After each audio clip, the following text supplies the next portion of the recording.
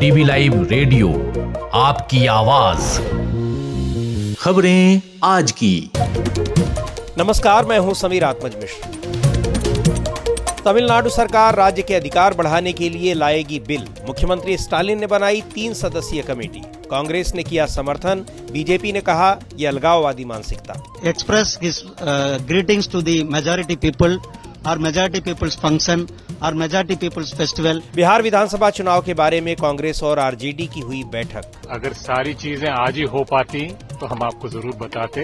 17 को पटना में दूसरी मीटिंग है। अमेरिका में बात न मानने पर ट्रंप सरकार ने हार्वर्ड विश्वविद्यालय के फंड में की $2 अरब की कटौती। होंगी खेल की भी खबरें और खास रिपोर्ट भी, लेकिन पहले headlines.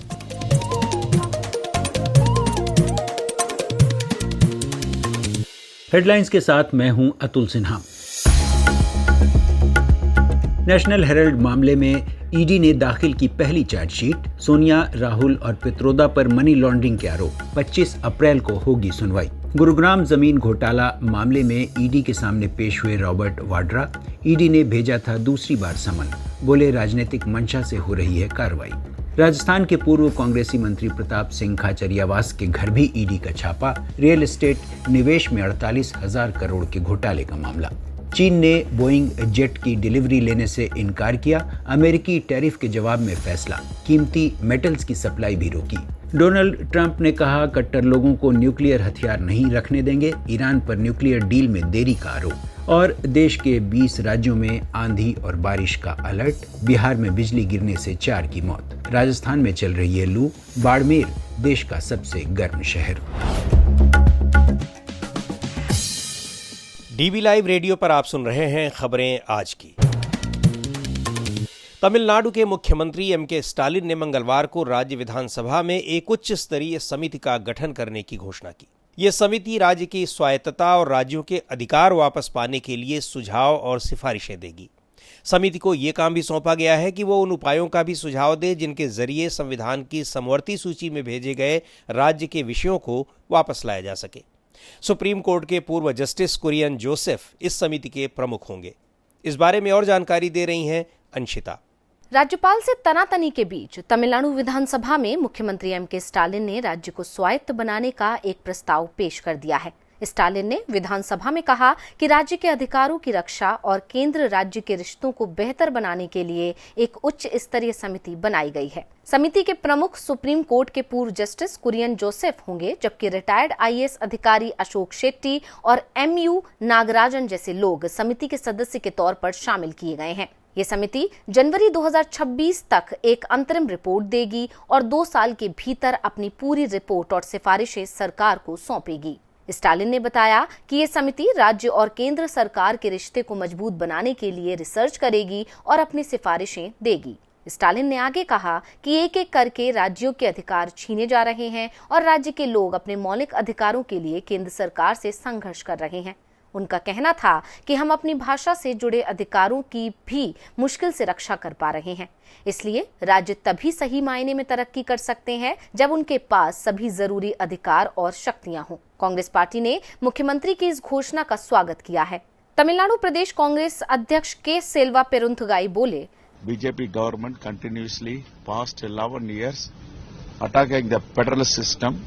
They want to destroy the Indian Constitution. के सेल्वा कह रहे थे कि ये प्रस्ताव समय की मांग है, क्योंकि बीजेपी लगातार संघीय व्यवस्था पर हमले कर रही है। इसलिए हमें हर बात के लिए सर्वोच्च न्यायालय का दरवाजा खटखटाना पड़ता है। केंद्र सरकार भारतीय संविधान का पालन करने के लिए बाध्य है, लेकिन वो इसे नष्ट करना चाहते हैं। कांग्रेस इस प्रस्ताव का समर्थन करती है, लेकिन केंद्रीय मंत्री और बीजेपी नेता एल मुरुगन ने स्टालिन की इस घोषणा की निंदा की है।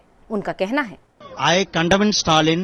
He is not ready to express his greetings to Stalin ने विधानसभा में ये घोषणा करते हुए नीट परीक्षा और 3 भाषा की नीति का भी विरोध किया और कहा कि 3 भाषा की नीति के नाम पर केंद्र सरकार तमिलनाडु पर हिंदी थोपने का प्रयास कर रही है। उनका कहना था कि शिक्षा को पूरी तरह से राज्य का विषय होना चाहिए। पिछले हफ्ते सुप्रीम कोर्ट ने तमिलनाडु सरकार और राज्यपाल के विवाद में एक बड़ा फैसला देते हुए कहा था कि राज्यपाल विधानसभा से पारित विधेयकों को लंबे समय तक अपने पास नहीं रख सकते हैं और न ही राष्ट्रपति उन्हें 3 महीने से ज्यादा रख सकते हैं। यदि ऐसा होता है तो विधेयक अपने आप पारित मान लिया जाएगा। सुप्रीम कोर्ट के उस फैसले के मद्देनजर राज्य सरकार के इस कदम को बहुत अहम माना जा रहा है और इससे केंद्र राज्य संबंधों को लेकर एक नई बहस छिड़ गई है।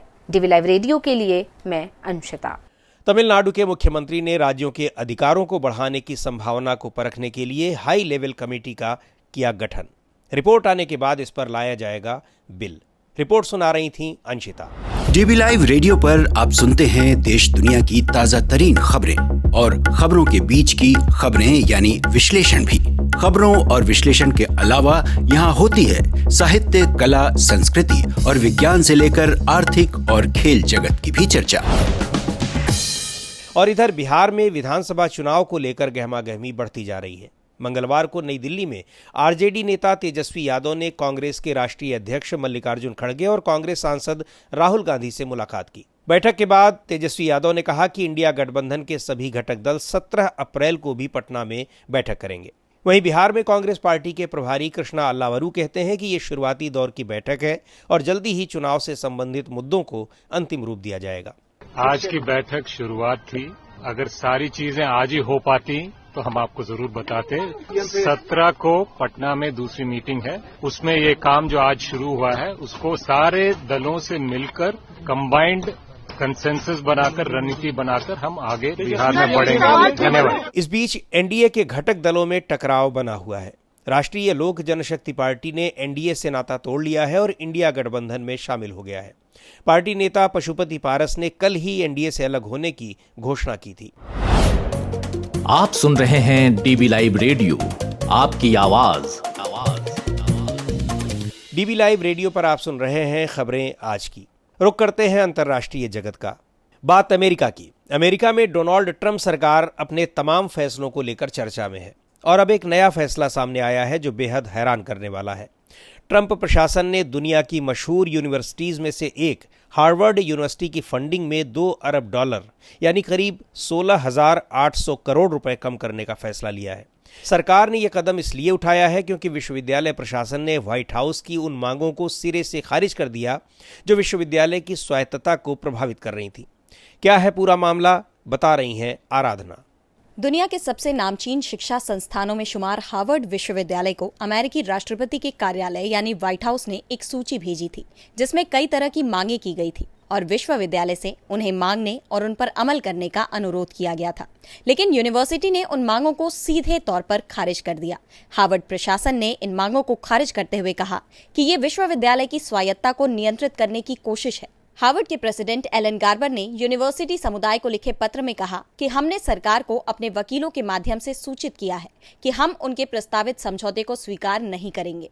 हार्वर्ड यूनिवर्सिटी न तो अपनी स्वतंत्रता छोड़ेगी और न ही अपने संवैधानिक अधिकार को। एलन गार्बर के इस पत्र के कुछ ही घंटों बाद हार्वर्ड की फंडिंग को रोक दिया गया। हालांकि एलन गार्बर ने ऐसी आशंका जताई भी थी। अमेरिकी शिक्षा विभाग ने एक बयान में कहा कि हार्वर्ड का बयान उस चिंताजनक मानसिकता को दिखाता है जो हमारे देश के सबसे प्रतिष्ठित कॉलेजों में दिखती है।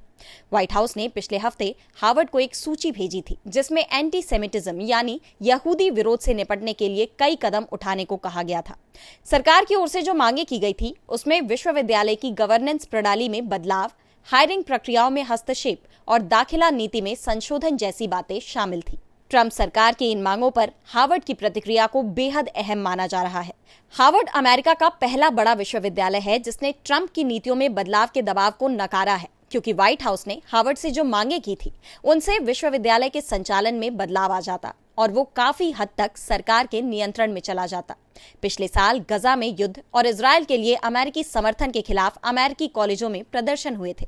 राष्ट्रपति ट्रंप ने प्रमुख विश्वविद्यालयों पर इन प्रदर्शनों के दौरान यहूदी छात्रों की हिफाजत करने में विफल रहने का आरोप लगाया है। एलन गार्बर ने कहा कि हार्वर्ड ने यहूदी विरोधी भावना से लड़ने के अपने फर्ज को निभाने में कोई कोताही नहीं की है, लेकिन सरकार उनके अधिकारों का अतिक्रमण कर रही है। उन्होंने कहा कि सरकार की कुछ मांगे यहूदी विरोधी भावना से निपटने के उद्देश्य से जरूर है, लेकिन अधिकतर मांगे हार्वर्ड पर प्रत्यक्ष सरकारी रेगुलेशन करने वाली है। इससे पहले व्हाइट हाउस ने कोलंबिया विश्वविद्यालय से $40 करोड़ की संघीय फंडिंग वापस ले ली थी। ट्रंप प्रशासन ने कोलंबिया पर यहूदी विरोधी भावना से लड़ने और अपने परिसर में यहूदी छात्रों की सुरक्षा करने में विफल रहने का आरोप लगाया था।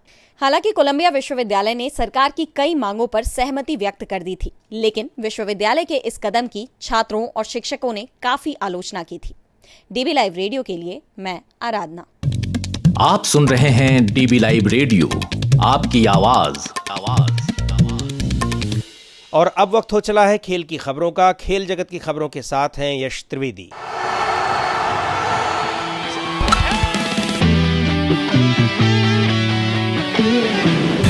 T20 और वनडे क्रिकेट में टीम इंडिया के विस्फोटक बल्लेबाज श्रेयस अय्यर ने बड़ी उपलब्धि हासिल की है। अय्यर ने मार्च महीने के लिए आईसीसी का प्रतिष्ठित player of the month award जीता है। आईसीसी ने इसका ऐलान किया।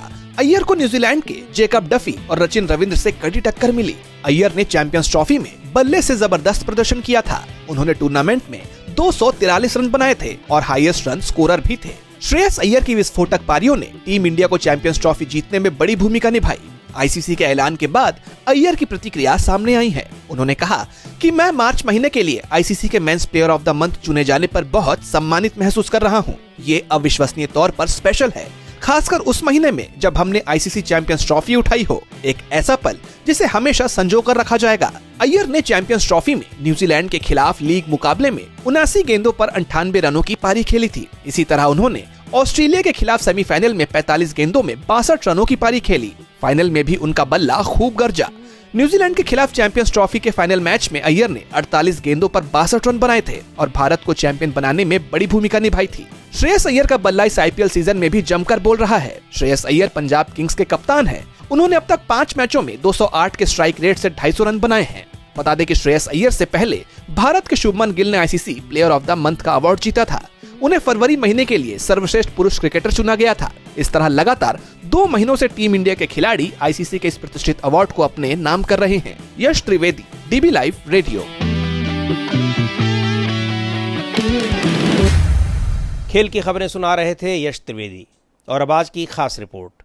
तीसरी कसम, बरसात से लेकर मेरा नाम जोकर और हिना तक के हिट गीत लिखने वाले मशहूर गीतकार हसरत जयपुरी के शायर बनने की कहानी बेहद दिलचस्प है। जवानी के इश्क में लिखे प्रेम पत्रों ने उन्हें शायर बनाया। मुंबई पहुंचकर बस कंडक्टर से मशहूर गीतकार बनने की उनकी कहानी बता रहे हैं हमारे साथी अतुल सिन्हा। शायरी हो या कविता या फिर साहित्य की तमाम विधाएं, कोई जरूरी नहीं कि इसके लिए आप किसी स्कूल या कॉलेज में पढ़ाई करें। दरअसल आपके भीतर की कल्पना या एहसास जब शब्द बनकर आने लगे तो कोई न कोई गजल फूटती है या फिर कोई नगमा बन जाता है। हसरत जयपुरी एक ऐसे शायर रहे जिन्होंने स्कूली शिक्षा तो हासिल नहीं की, लेकिन लिखा ऐसा कि आज भी उनके गीत लोगों की जुबान पर हैं। चंद मशहूर गीत तो आपको भी याद होंगे। अजीब दास्तां है ये, कहाँ शुरू कहाँ खत्म, दुनिया बनाने वाले क्या तेरे मन में समाई, काहे को दुनिया बनाई, ये मेरा प्रेम पत्र पढ़कर कि तुम नाराज ना होना, जिंदगी एक सफर है सुहाना, और न जाने कितने ऐसे हिट गीत जिसने हसरत साहब को अमर कर दिया। 15 अप्रैल 1922 को पैदा हुए जयपुर में और नाम था इकबाल हुसैन। नाना फिदा हुसैन फिदा खुद एक शायर थे और उर्दू फारसी के जानकार। इकबाल साहब बचपन से नाना की संगत में रहे, कुछ रूमानी ख्यालात के भी थे और जवानी में इश्क भी खूब फरमाया। हिंदी के साथ साथ उर्दू और फारसी नाना जी से सीखा। स्कूल तो गए नहीं, घर में ही रहकर शेर व शायरी करने लगे। 18 साल के थे तो 1940 में काम की तलाश में मुंबई पहुंचे और बस कंडक्टर की नौकरी कर ली। इसके साथ ही शेर और नज्म भी लिखते रहे। तकरीबन 20 साल की उम्र से बाकायदा शायर के तौर पर वह तमाम मुशायरों में शेर पढ़ने लगे और नाम रख लिया हसरत जयपुरी।